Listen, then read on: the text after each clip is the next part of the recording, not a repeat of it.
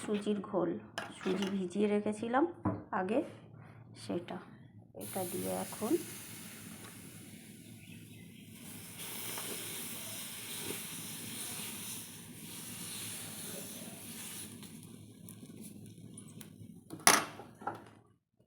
কম গ্যাসে বানাতে হবে।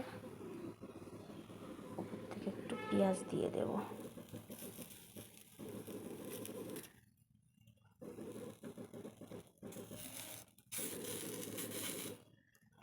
সকালের টিফিন, এই যে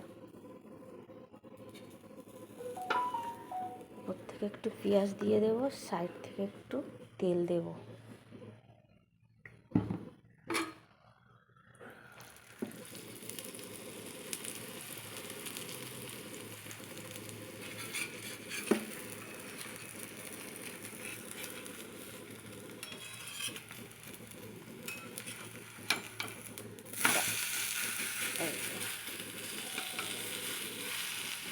এদিকে তো চা বসিয়েছি, চা ফুটছে। আর এই যে সুজিটা আগে ভিজিয়ে রাখতে হয়, ভিজিয়ে রেখেছি, তো আমি অল্প একটু করছি, আমরা 3 জন, তাই কম উনিকে দিয়ে দিয়েছি। উনি সাদা খায়, সাদা তো পেঁয়াজ খায় না, তাই ওনাকে দিয়ে দিয়েছি।